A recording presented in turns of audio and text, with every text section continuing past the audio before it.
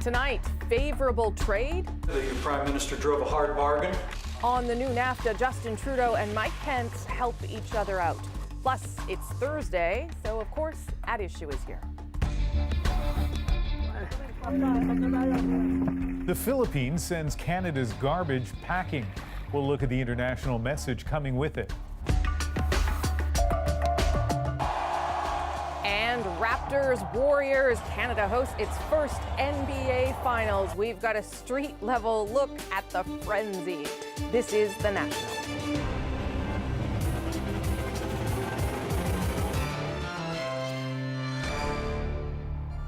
A ratified free trade deal by the summer. Pressure on China for the release of 2 Canadian citizens. U.S. Vice President Mike Pence came to Ottawa today with promises and praise for a close ally. President Trump and I believe that the relationship between the United States and Canada has never been stronger. That might be a slight overstatement. While the diplomatic dance was certainly on the beat, this is Pence we're talking about, a predictable man from an unpredictable administration. His boss has a habit of straining relations with tweets and tariffs, and Katie Simpson will show us yet again today his smiles were on a collision course with chaos. There are no hard feelings to be found here. The Vice President and Prime Minister are leaving trade tensions behind, vowing to get the new NAFTA into place as quickly as possible. We're making energetic efforts to move approval through the Congress of the United States this summer. Sources say Mike Pence gave Justin Trudeau a heads up the Trump administration would trigger a process to force Congress to vote on NAFTA within 30 days. That encouraged both men to give each other political cover to get the job done. I want to assure the people of Canada that your Prime Minister drove a hard bargain. Pence saluted Trudeau's toughness to help the Prime Minister defend against conservative attacks that he was too weak at the negotiating table. In exchange, Trudeau leaned on his credibility as a progressive liberal to make a plea to like-minded Democrats in the U.S. We look to the U.S. Democrats to understand our significant improvements and our issues that, like Canadian Liberals, they care deeply about. Both men appeared at ease, and with the unpredictable U.S. president out of the picture, there was no fear of the day's agenda being interrupted, even when uncomfortable issues came up, including abortion. Friends can have differences of opinion and still be friends. The collaborative spirit continued, with the U.S. signaling it will help Canada with China. We're going to continue to urge China to release the Canadian citizens. Pence suggested Donald Trump may bring up the issue on the sidelines at the G20 next month with Chinese President Xi Jinping. Ending the visit on a high note seemed too good to be true, and of course, it was. Near the end of his day, Pence was forced off message by his boss and reports that Mexico may be hit with new tariffs that could upend NAFTA and all of the work he did today. Well, I don't want to comment on what may or may not occur. So meanwhile, as our day is unfolding, as it should, Katie, a new Mexico threat. What can you tell us about it tonight? The White House confirms that as of June 10th, it will impose 5% tariffs on all Mexican goods until Mexico does more to stop migrants from crossing into the U.S. illegally at its southern border. Mexico is not going to like this. And remember, all 3 NAFTA countries, Canada, the U.S., and Mexico, have to ratify the trade pact before the new deal comes into effect. So this jeopardizes the ratification process and undermines all of the work that Trudeau and Pence did today.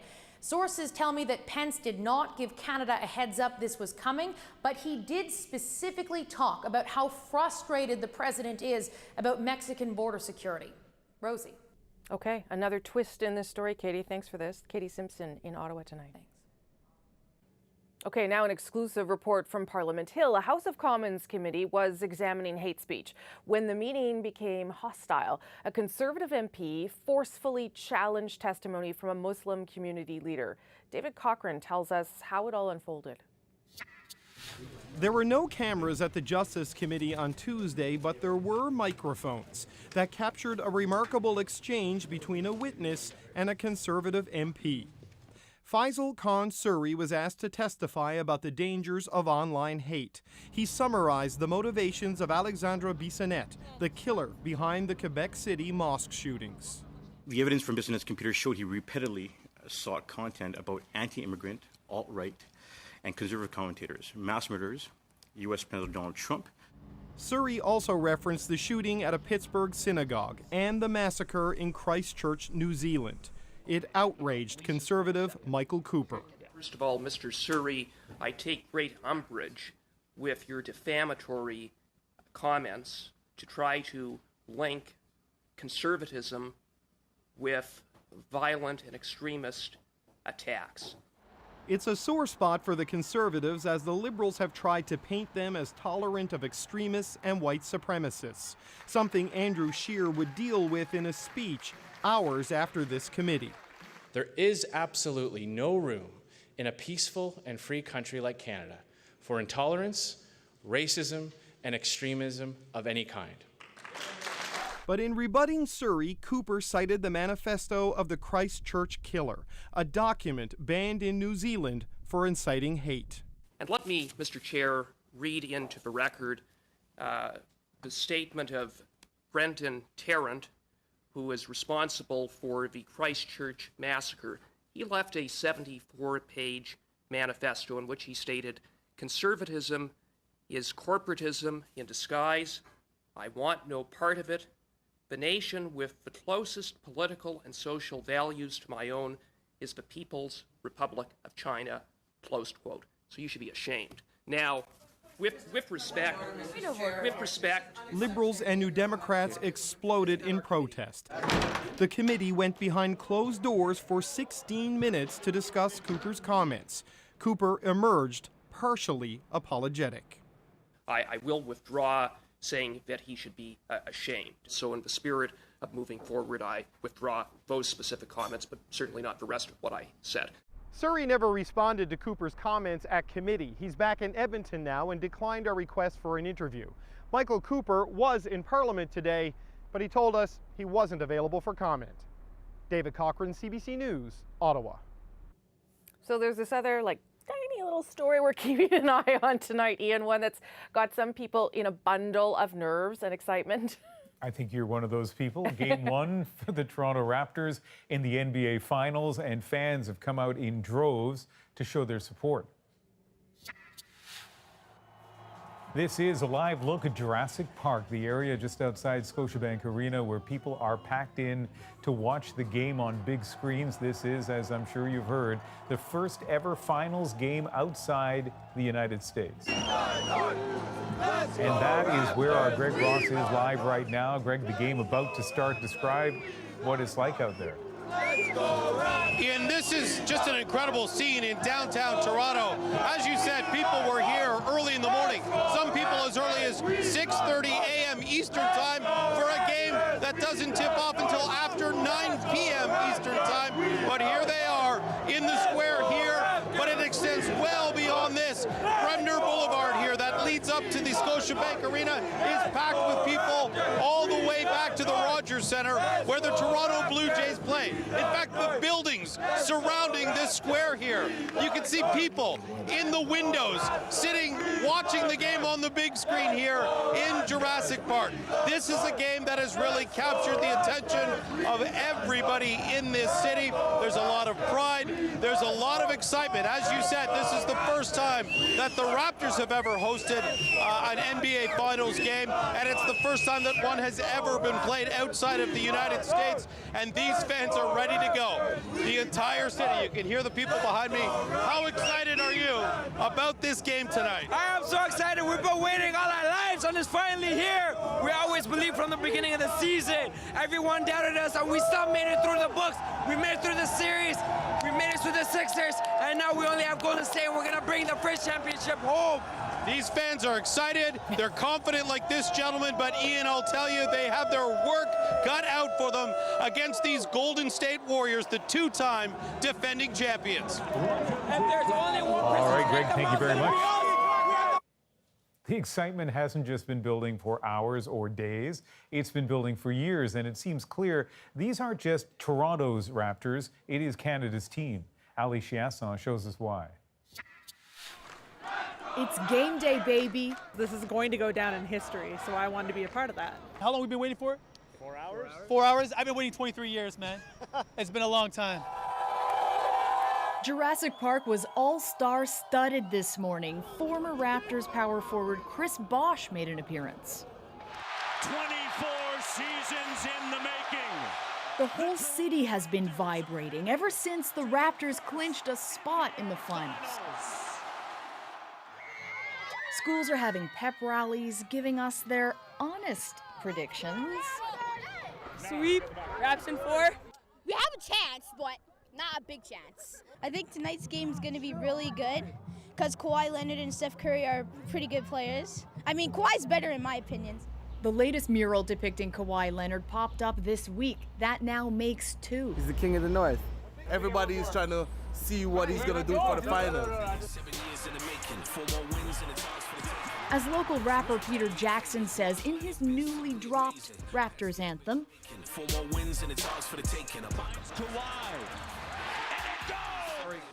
here we go, Jurassic Park. Gotta gear up because I'm going in. So where are you guys in from? I'm coming from Golden area in British Columbia. So we're still hours away from tip-off. I'm wondering how Jurassic Park is treating you so far. It's good. I love the energy. Like, this is Canada's team, and you can tell that from all the people here from different provinces. the hype has reached all corners of Canada, from coast to coast to coast, including Summerside PEI. Growing up, the Raptors meant that I got to cheer for Canadian basketball. This superfan spent $2 grand on a pair of tickets to see Game 2 this Sunday in Toronto. And they're cheering in Canada's actual north, too. Proof that the Raptors don't just belong to Toronto. Ali Chiasson, CBC News, Toronto. Now, after the Raptors won that last series, fans flooded to the streets to party, and out of that, a remarkable statistic. Toronto police said no one had been arrested, but it seems they should have added the word yet. And here's why.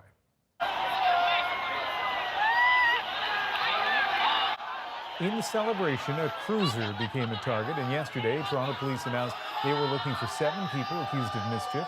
They say one threatened to kill the officer in the car. So far, one suspect has turned himself in. So as you heard there from Katie earlier, Donald Trump complicated the NAFTA ratification process today, but the U.S. president started his day with another thing on his mind, unleashing a string of attacks questioning Robert Mueller's motives. And to some ears, they smacked of sour grapes. Mueller ended his role as special counsel into the Russian interference in the 2016 presidential election just yesterday, pointedly saying his report did not exonerate Trump. As Ellen Morrow tells us, Trump has taken that as a provocation. President Trump lashed out today, directing his ire at Robert Mueller. I think Mueller is a true never-Trumper. He's somebody that dislikes Donald Trump. Good morning, everyone. And yesterday, in his first public comments on his investigation, Mueller refused to clear the president. If we had had confidence that the president clearly did not commit a crime, we would have said so. Trump didn't see it that way. He said, essentially, you're innocent. I'm innocent of all charges. Along with contradicting Mueller, Trump contradicted himself. In this tweet referencing Russian election meddling, writing, "I had nothing to do with Russia helping me to get elected." Half an hour later, Trump said Russia didn't help at all. I got me elected. Russia didn't help me at all. Russia, if anything, I think helped the other side.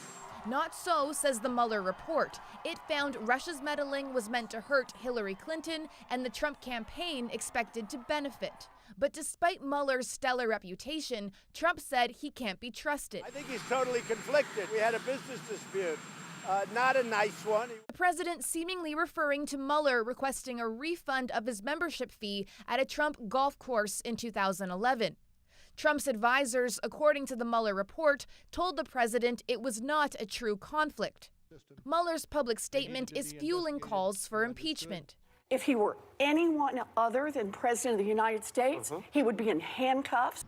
We should at least start to have this debate. We owe that to the American people. But a day later, still less than a quarter of House Democrats have publicly supported impeachment. Trump says there's no reason for the I word. It's a dirty word, the word impeach. It's a dirty, filthy, disgusting word. A word set to linger over the Capitol. Ellen Morrow, CBC News, Washington. Now, President Trump also made another dig at an old nemesis today, Senator John McCain, who died of brain cancer last year. I wasn't a fan of John McCain, I never will be, but certainly I couldn't care less whether or not there's a boat named after his father. So the boat he's talking about is actually a destroyer named for McCain, his father and grandfather. Someone in the White House requested the Navy hide the ship from view during Trump's visit to Japan last week. That didn't end up happening. Trump insists he did not know about the request. Trump also mentioned Israel today, saying it's too bad what happened there. He is referring to an unprecedented situation. Israel is headed for its first ever election do-over. As Susan Ormiston explains, a divided country and a divisive leader are right back where they started. Back to this, more pushy, scrabbling campaigning, with now a second election complicating the timetable for a U.S.-led peace plan. Awkward when your first guest today is Jared Kushner, President Trump's advisor on that plan. Interesting. After all Trump did for Bibi, Netanyahu could not close the deal as the Knesset dissolved last night. Even though we had a little event last night, that's not going to stop us. But for many Israelis, it is a big, unwanted event. We've become like a third world country when people are worried about their personalities instead of about the country's politics. Barely 2 months ago, Netanyahu narrowly captured the most seats. Benjamin Netanyahu. But in a 6-week search for coalition partners, he came up one short, ostensibly over military service. Ultra-Orthodox parties who supported him wanted to continue to exempt Orthodox Israelis from conscription, but the former defense minister, Avigdor Lieberman, whose party might have gone with Netanyahu, dug in. We'll do everything, Lieberman said, to form a national government, not an ultra-Orthodox government. It reflects a growing schism. It's a dynamic between the secular and ultra-Orthodox elements within Israeli society, not just the military service law, but also in issues like businesses being open on the Sabbath or public transportation on the Sabbath and kosher laws and so on. Already, Bibi's opponents are emboldened with another chance to throw him out or force him to face charges for alleged corruption. I think it's early days to tell if Netanyahu is weakened or not. Even in unpredictable Israeli politics, few expected another vote this September. Susan Ormiston, CBC News, Toronto. Here's some of the other stories we're following tonight on The National, including the first round of evacuations as a large wildfire threatens a northern Ontario First Nation. That fire has grown to nearly 3,000 hectares since this morning, burning dangerously close to Pekenjicum First Nation. It has declared a state of emergency. Pekenjicum is a fly-in community about 500 kilometers northwest of Thunder Bay. Some residents left on their own, but most are being flown out by military aircraft and say conditions became frightening overnight. It was starting to get really smoky. Yeah. Starting to cover up the whole community this morning. 7 Ontario communities have agreed to find shelter for evacuees. That includes Thunder Bay and Dryden. Smoke from wildfires in northern Alberta lingered over Edmonton today, prompting Environment Canada to issue a special air quality advisory. Children, seniors, and people with health problems are being told to watch out for symptoms and protect themselves. And you can see why. NASA released this image of the haze across the province. It is expected to blow north again on Friday. And we're keeping a close watch on Lake Ontario. Water levels are at their highest point in recorded history. That puts the Toronto Islands at risk of significant flooding. 20,000 sandbags have been placed to protect homes, and the city's operating pumps to try to keep those water levels at bay. Ahead on The National, at issue on Jody Wilson-Raybould and Jane Philpott, and what happens when you ditch party politics. And Canada's trash is on its way back home from the Philippines. And later in tonight's moment, how to stay cool under pressure, a little unexpected advice for those Raptors. Hi,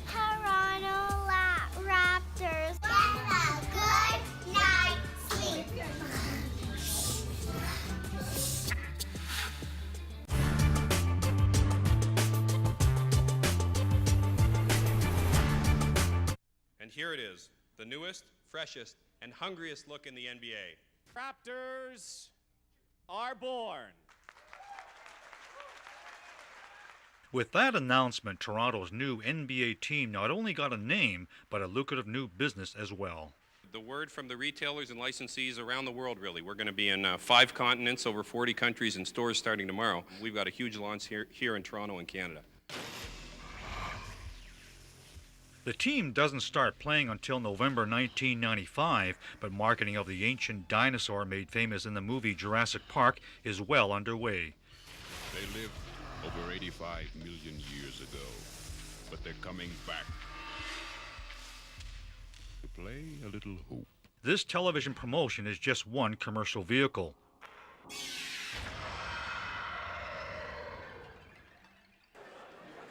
RoboCop himself was brought to the news conference to unveil a Raptor t-shirt. Club president John Bitoff showed off the new club jacket, and a corporate giant has a cereal ready for marketing. Bitoff was cautious about how lucrative this marketing will be.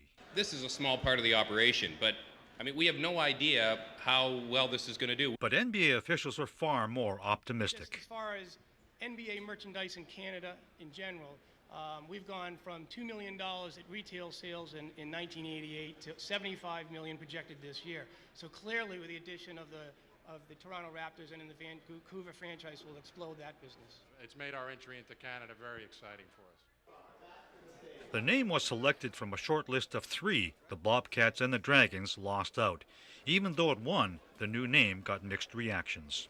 It's great because, it shows that we're hungry, right? And Toronto people should be hungry and ready to go. I like that from the starting. I'm not crazy about it. The name's kind of babyish. It looks like it should be in a baby's crib or something. It doesn't look good. Whatever the verdict, marketing of the Raptors was well underway just an hour after the official announcement. These t-shirts are up for sale because people want them. People are calling all the time. We've had calls all day long. Are you going to have it? Do you have it? And when you tell them they have it, they say, really? Manufacturing of Raptor shirts and other souvenir items has secretly been underway for months. But the cash registers start ringing up sales only when the bulk of merchandise start arriving in stores.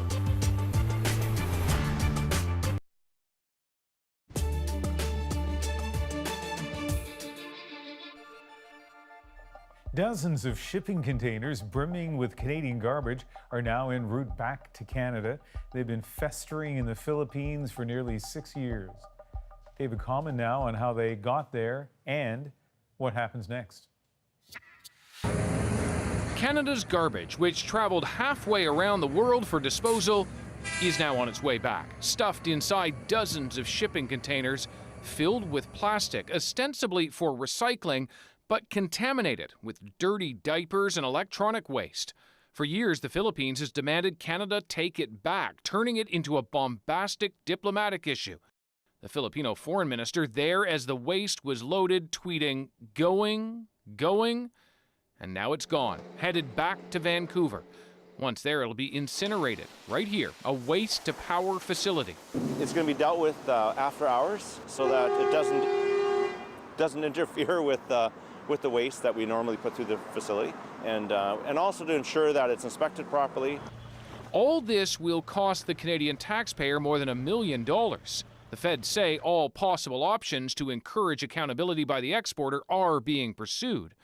But that company appears to be defunct, so getting money from it may be challenging. And so for now, the feds are on the hook. It's being loaded right now. It had to be fumigated. There's a long process it had to go through. So that it'll be out very shortly. This is, I think, from the Maritimes. Earlier this week, we were at a port in Malaysia as the country demanded Canada take back another shipping container. It underscores just what happens to some of the contents of our blue bins, sent far away, exporting a problem. But the global recycling industry is opaque, and many unscrupulous operators simply change the label on shipping containers. As 69 of those containers left the Philippines bound for Canada today, environmental activists were there urging Canada and other developed nations to end the practice of exporting their waste, to work on reducing plastic use instead, rather than recycling or dumping it elsewhere. David Common, CBC News, Toronto. At Issue is up next. Chantal, Andrew, and Aaron Weary all here tonight. And tonight we're going to tackle this. I am going to run in the federal election as an independent candidate. I will be running as an independent candidate.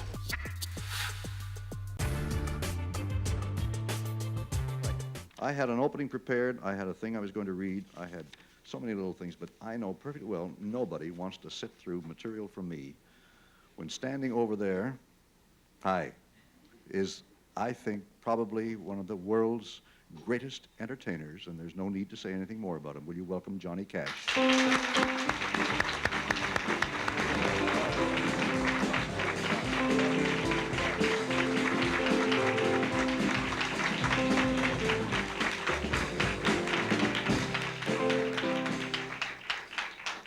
I have a feeling they were all there last night, John. Sounds good, thanks, man. There you are. How are you? Oh, I'm just great. I'm enjoying myself in Toronto. We really had a great opening night, Elwood. The audience was fantastic. I've been reading the papers this morning. Good reviews, just fantastic. You know, the press in Toronto has been wonderful to us this time. They, they always did us justice. You know, when we were bad, they said we were bad. But this time, they've really been nice to us. Why would you come to town, spend 4 or 5 days, when you could have had the same number of people for one night at Maple Leaf Gardens and been able to come in and leave and go about your business? To spend a week here, I think, is quite an exception for you. It really is, but we've been doing it that way lately, Elwood. For several years when we had our network TV show, we played places like Maple Leaf Garden and Madison Square Garden, some of the bigger places because the audience was there, you know. And I guess they still are, but we lost that intimacy, that person-to-person relationship in those bigger buildings. And I like to work places like O'Keefe Center where I can feel the audience. You know, there's another element to performing besides hearing and seeing, it's feeling. Communication, you know, and you can communicate with everybody in the whole room at O'Keefe Center. It's a fantastic concert hall. How many people in your whole organization on stage? I think there's 12 or 13 of us on stage. They're mostly family. Pretty much a family affair, isn't it? Yeah, it really is. There's June and my sister-in-law, Anita Carter, and our daughters, Roseanne Cash and Rosie Nix, Carl Perkins, and Gordon Terry, a fiddler, and Jerry Hensley, a new singer, plus the 5 musicians. You know, I can remember when Carl Perkins was a big Nashville record star back in the 50s. You know, he was a really big star. You were coming along, and how did you happen to become friends? Because he is now not only a staunch supporter, but he's part of your show and has been for years. Well, we met at Sun Records in 1955, Elwood. He had just recorded a record, and I was going in for my first session, and he came in that day, and that's when we met in 55. And that was quite a meeting, actually, that day at Sun Records in Memphis. In the studio that day was Carl Perkins, myself, Elvis Presley, Jerry Lee Lewis, and Roy Orbison. Where were the big names? I don't know. They couldn't get anybody else. But that was really a great day. And that day he turned on a recorder, you know, and we recorded a lot of old songs together. We sang together. I don't know whatever happened to that tape, but I'm gonna try to get my hands on it. Wouldn't that be a collector's item to have? I'm going to ask a question to Johnny Cash that if I were to ask every individual in this room, you would all have a different answer. And I can also say that this room has never been so packed. Wouldn't you say this is a record crowd, Sonny? Have you ever seen the bar so full? That's another question. We won't bring that up right now. Johnny? Yes. What do you think is the Johnny Cash appeal to the public, which is so strong right now? What do you do? Well, Elwood, I really don't, you know, I really can't answer that question. I just know, I do know what I do, though, and I really think I know who I am.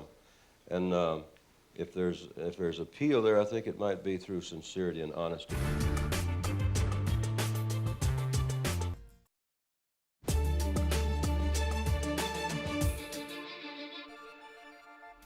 Singer R. Kelly is facing 11 new counts of sexual assault and sexual abuse. Filed by Chicago prosecutors, they appear to involve a single victim between the age of 13 and 16. If convicted, Kelly could face up to 30 years in prison. It brings the total number of charges against him to 21. And we're getting pictures of a terrible accident in Hungary. Security cameras capturing the moment a cruise ship collided with the tour boat during a rainstorm in Budapest. The smaller vessel sinking within seconds. At least 7 people are confirmed dead and 21 are still missing. But officials say there is little chance of finding survivors. Police have arrested the captain of the cruise ship.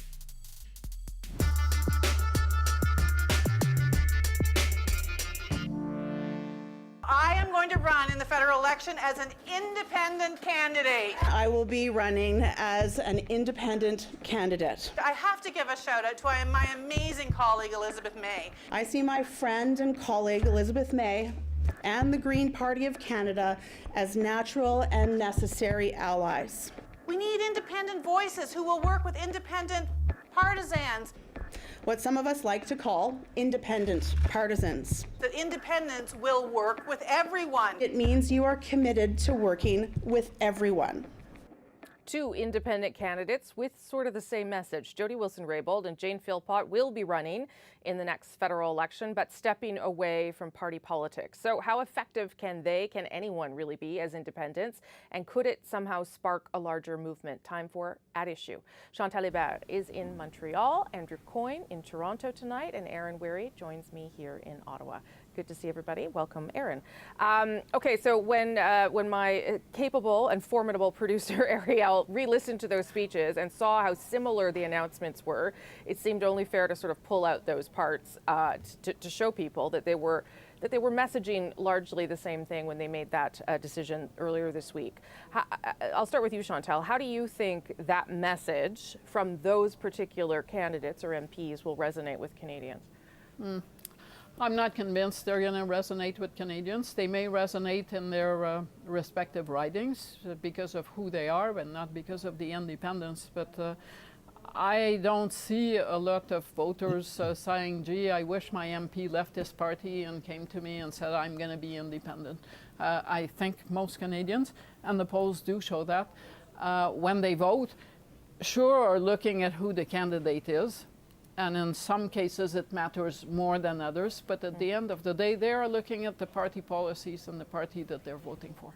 It seemed that one line, Andrew, that they both repeated, independent partisans, that some are calling, it was only those 2 that are using that language, independent partisans. I had never heard that before this week. And it seems to me in some way contradictory. But tell me how you read it and the decision they made. Well, I agree with Chantal. Their chances are not great. I also agree that parties serve a useful purpose in Canadian politics and democratic politics of kind of branding. They give you a rough and ready guide as to what does this person tend to believe in. Where I have some sympathy for this is I guess that oxymoron of independent partisan. We've adopted a system in Canada of party politics way past the level of party discipline that is required. Much more uniformity is demanded of MPs than is really legitimate to demand of them.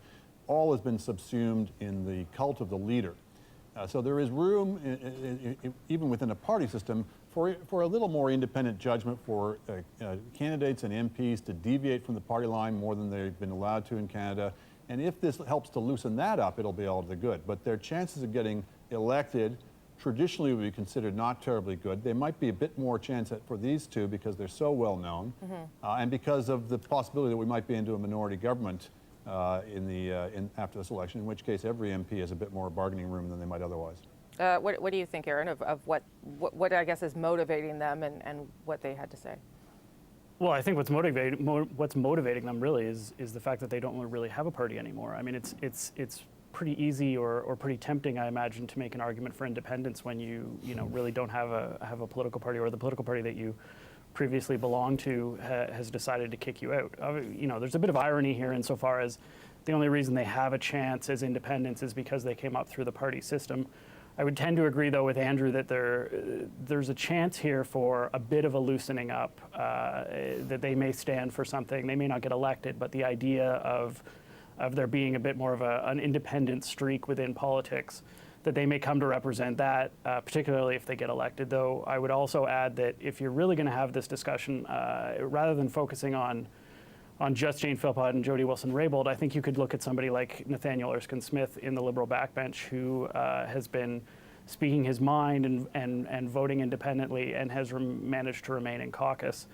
and seemingly remain a caucus member in good standing with the Liberals. That's, I think, if you're looking into a discussion about independence in Parliament, there's a pretty good example. But MPs who do, I mean, they're not typically kicked out of caucus the way that Philpott and Wilson-Raybould were, but they're typically punished in other ways. They have committee assignments taken away from them, they don't get to travel, et cetera, et cetera. There are ways in which the discipline is enforced. It's a pity in a way that they didn't do as they were hinting they might, or as it was suggested they might, and that's join the Green Caucus, because the Green Caucus does operate on that basis. They have much more, I mean, the Green Caucus, the Green Party operates much more on that basis. Two of them now, so there is a caucus, right. yeah. But they have much more of an ethos of MPs should be allowed to vote, to deviate from the party line within the Greens. Yeah. Chantal, you went in there, yeah. Yes, but well, to the issue that it's too bad they didn't join the Green Party, I would have liked that, because I would have liked them to explain why on principle and in the name of independence they did not then feel so strongly about buying a pipeline that they felt comfortable staying in cabinet. So at some point, what you can live with when you're a Liberal in all of your independence of spirit does come back to haunt you, and that goes to Aaron's point. But I think what you would really want to get away from the punishment issue, and Andrew is quite right on that MPs do get punished, set aside, don't get prize appointments, is for more MPs who are part of parties to be more independent. Because if a critical mass of them exercise their independence, then the punishment system would fall apart. And the fact is that they don't. Except then, first of all, Nathaniel Erskine-Smith, he's on a committee. I mean, I don't know if he's been punished in other ways for talking, but he does have some positions of credibility there. But if everyone is more independent, and this is where I came under criticism for things this week that I said on podcasts and whatnot, if everyone is more independent, then what is the point of the party? I mean, everyone can't just be out there doing whatever they want, because that's not how the system ultimately functions. And when we listened to both of those MPs this week, I did get the impression myself that because they had never been MPs, they had only ever been in cabinet, that perhaps they were a bit naive about what actually happens for MPs and how much freedom they actually have. I don't know if anyone else felt that way, but that's the thing I thought of. Go ahead, Chantal. To build on your point, I would argue that because they'd never been MPs and had never sat in opposition, they may also have been a bit naive about what it means to not be in cabinet on your first day in the House of Commons and to be sitting at the back of the House of Commons. Yeah, I think there's a difference between what is and what should be. So maybe they're naive about what is. Yes. But I don't think it's naive to say that MPs within a party system could still have more opportunity to exercise their mental faculties, to represent their constituents, to represent their own consciences, to use their own judgment of things. It's fine to run under our party platform, and you should keep the promises you make. I don't see anything inconsistent with an MP or a candidate, I should say, saying, okay, here's our party platform. You should know, electors of this riding, that I differ with the party on this, this, and this, and I won't necessarily pledge to vote on those things. I don't see anything wrong with saying there's a broad philosophical view that I share with the party, but on certain issues I deviate from the party line, and if you can win the nomination on that basis, fine. Yeah. Chantal's right that MPs have it within their power to rise up and rebel, but if they were of a mind to do so, they probably wouldn't have joined the system to begin with. There's a self-selection of the kind of person who's willing to run for parties as they are currently constituted. And there's also a process of nomination and selection that you have to show yourself to be a quote-unquote team player to have any chance of getting into Parliament. Aaron, what do you think? How would that work then if we had more of this that everyone seems to think would be of some benefit? Yeah, I think you're looking for sort of a midway point between an all-powerful party leader who tells their MPs what to do and a parliament of 338 independents. Andrew, this will be catnip for Andrew, but the British Parliament is a bit more further along in this regard. They also have more MPs, so it's a bit easier to rebel and not necessarily be a pivotal vote, not necessarily come under the punishment from the whip. Again, though, I think there have been developments in this Parliament that shouldn't necessarily be just sort of dismissed or quickly overlooked. Both Ms. Philpott and Ms. Wilson-Raybould would be familiar with the vote on the genetic discrimination bill, and that's where the federal cabinet took a position It's been reported that Jody Wilson-Raybould addressed caucus and said, we don't like this bill, you should vote against it. And more than 100 Liberal backbenchers stood up and voted for it and passed the bill into law. And there's been a few instances of that where Liberal backbenchers have voted in sufficient numbers to overrule a government vote. And so there have been little developments like that I think show you sort of where things could go. I don't think we're nearly at the point where you would say that there's really an acceptable level of independence or that there's a lot of free-spiritedness in Parliament. But there have been little signs of this that suggest that there is a path there, that you could do things and the sky wouldn't fall. And we in the media have to bear a share of responsibility for this, that we are all too inclined to treat anybody who deviates from the party line as being a sign of division, disunity, as some sort of crisis. We ought to treat it more as these are MPs doing their job, using their brains, and that's something to be certainly not castigated and maybe celebrated. But if more MPs were doing it more regularly, it wouldn't be covered in the same way, especially if they could explain why they are deviating from the party line beyond making a name for themselves. That always helps. But I agree with Aaron, even in this Parliament, the current Minister of Justice did not really support the bill that the government put forward on medically assisted death. And he is now the Minister of Justice. So, and at the time, there were a number of thoughtful MPs in every party that disagreed with what was basically the party line, and they were free to vote their conscience, and were told there would be no consequences, and there were not. But to the notion that a minority parliament enables individual MPs, that is true, but only up to a point. Yes. Within government benches, it tends to do the opposite, because the fate of the government is in the balance at every vote. It restricts freedom even more than what you've seen in a majority parliament. Okay, got to leave it there. Thank you, everybody. Before we go, be sure to subscribe to At Issue, the podcast, for extra content. This week, we're going to talk about the U.S. Vice President's very quick trip to Ottawa. Look for it on iTunes, any major podcast app, our website, cbcnews.ca/The National. And up next on The National, why the key to a Canadian cold case could lie in one of those popular genealogy tests. At some point he was murdered in here, and the suspect, the only thing left behind is a bit of DNA. That's correct. We actually have good DNA. We just don't have a suspect, which is really unusual. It's a first for police here in Canada, so what does it mean for your privacy? That's next.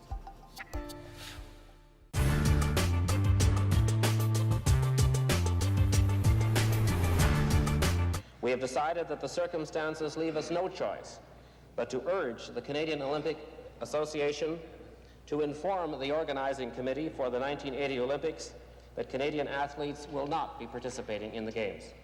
External Affairs Minister Mark McGuigan made it official late this afternoon.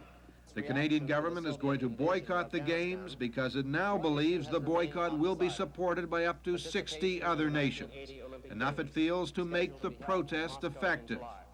Canadian athletes will not be forced to boycott, but McGuigan says if they go, it will be without the material or moral support of their own government. We ask Canadian athletes and Canadians generally to support this important decision which has been taken in the national interest. International terrorism in all its manifestations, whether by armed students or disciplined troops, is unacceptable to Canada. The government's decision today was in fact the same as the one taken by the former Tory government in January. A similarity the former External Affairs Minister Flora MacDonald was quick to seize on. 118 days, 4 months after the invasion of the neutral country of Afghanistan by Soviet troops, the Liberal government has finally seen fit to do something to protest this gross violation of the independence of one country by another. Canada's decision comes at a point of gathering momentum in the boycott movement. It was timed, in fact, to coincide with a similar announcement by West Germany. It also comes, probably by no coincidence, on the eve of the visit here by U.S. Secretary of State Cyrus Vance, who will be pleased by the decision. Vance will be talking to Canadian officials through most of tomorrow, and much of the talk will be about the need for the West to stand united on Afghanistan and Iran. Those talks will be made more amicable by the knowledge that the boycott has been joined here at a crucial time. Brian Stewart, CBC News, Ottawa.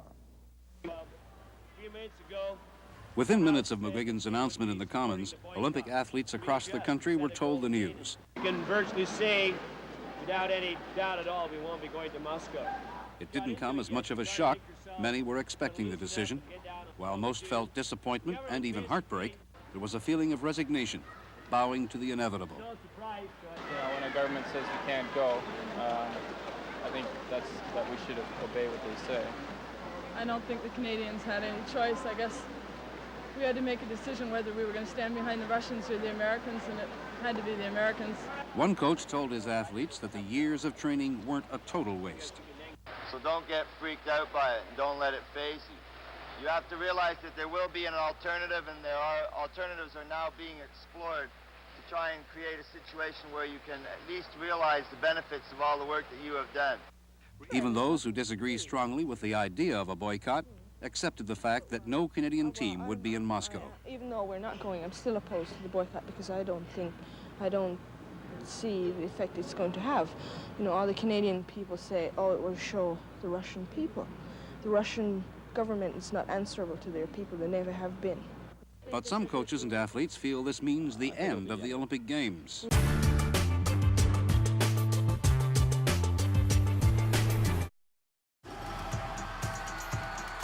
Unbelievable! History has repeated itself! Get the stories behind the glory. Watch, listen, stream, read CBC Sports.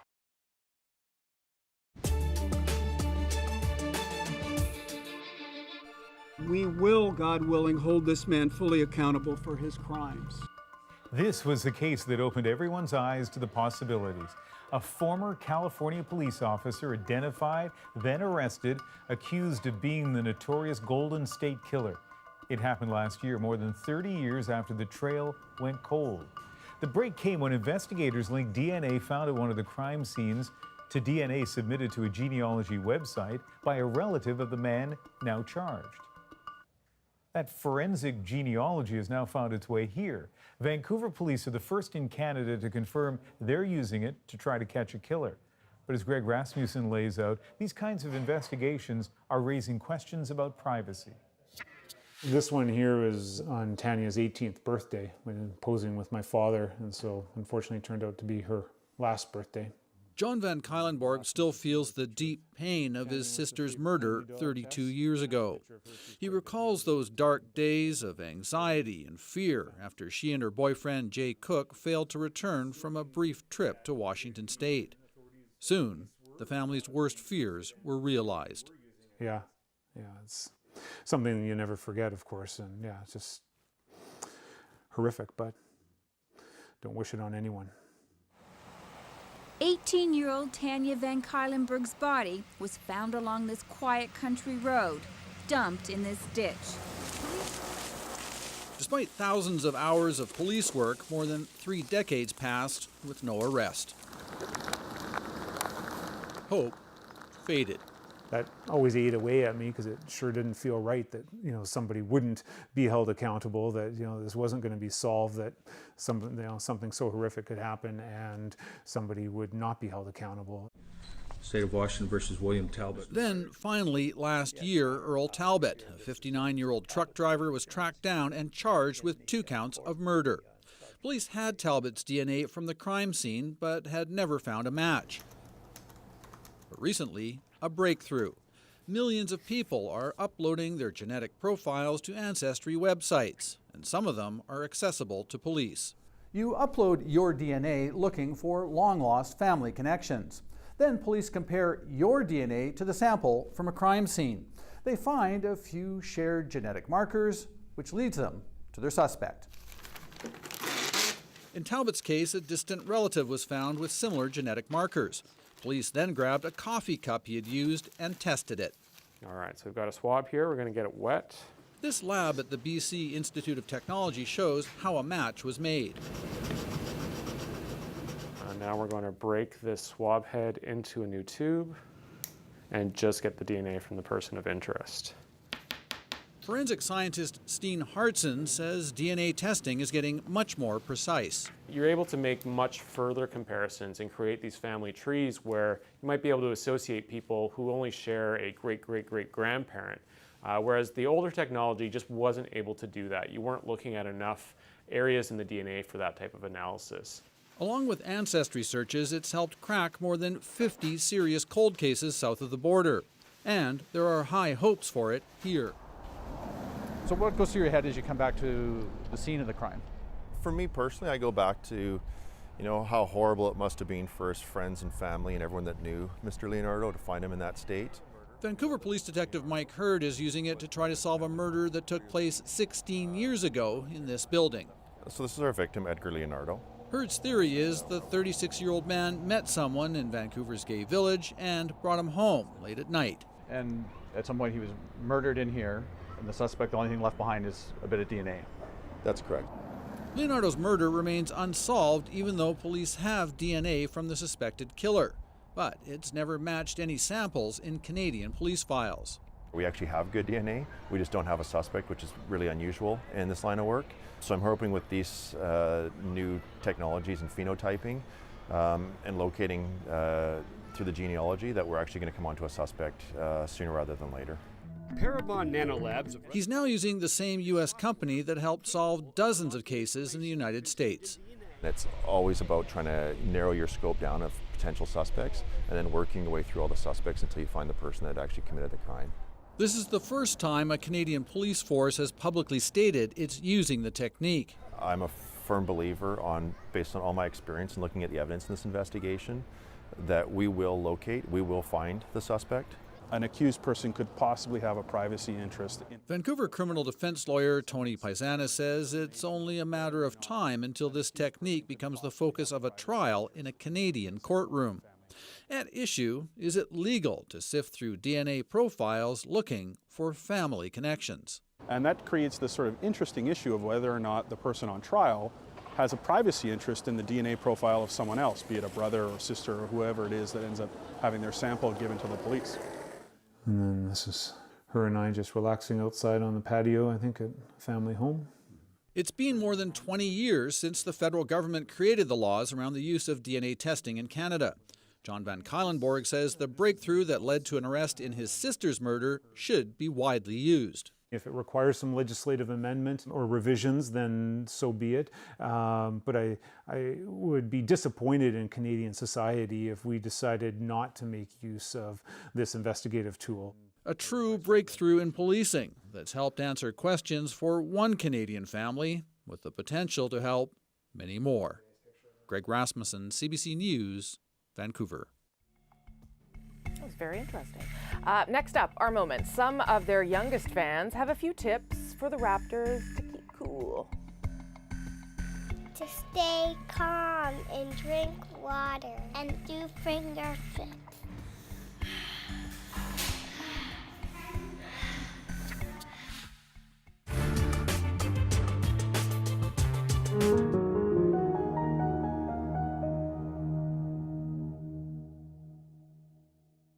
It was a busy, busy, busy year. I think if you want to know about America in the age of Trump, there's one place to go to find out, and that's America. We went to a Trump rally in Houston in the sort of waning days of the midterm campaign. It is a show. And Donald Trump knows how to put on a show. Ted's opponent in this race is a stone-cold phony. As a journalist, we're kept in a pen in the middle. They kept saying the fake news back here. Then Trump makes a reference to the media out there, right? And he'll gesture to the pen. Suddenly, everything changes. The tone in the room darkens. And so, you know, how does that make our job more difficult? I mean, it's intimidating, right? It's an unsettling position to be in when all of a sudden the crowd in the arena looks at you, the media, in the pen and starts booing. And then the rally ends after an hour or something like that.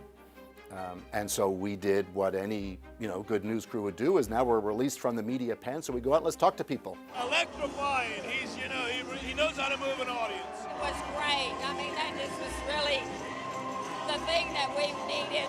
And people were, pumped up because they'd just seen Trump, but pleasant again, which again reminds me, and I think should remind all of us, that everybody who supports Trump, they're just Americans who happen to believe in this guy and the things that he says and stands for. But they're nice people.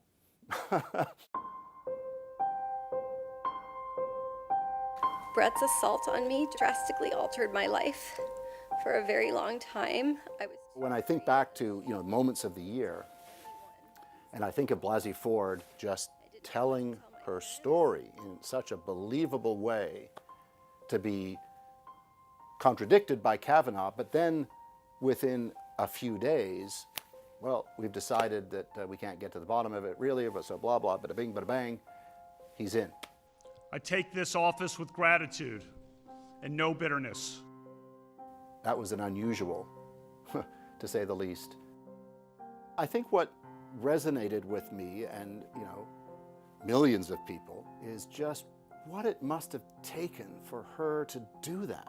How hard that was to do, to knowing the fallout that would come from that. I don't think I'll ever forget it. It was remarkable. This is The National. Tonight, residents of a tight-knit Florida community are face to face with the horror of a mass shooting, and the script is eerily familiar. You live in the States long enough as a journalist, you're going to cover a lot of mass shootings. It's just the way it is. And I've covered my share of them in my time here. And so this year we had Parkland. And like so many other such shootings, what has followed this one is outrage and despair. If you do not stand with us by saying we need to pass common sense gun legislation, you have chosen death, and none of the millions. After Parkland, there was the rally in Washington. It was one of those unforgettable moments in this country. I have a dream that enough is enough.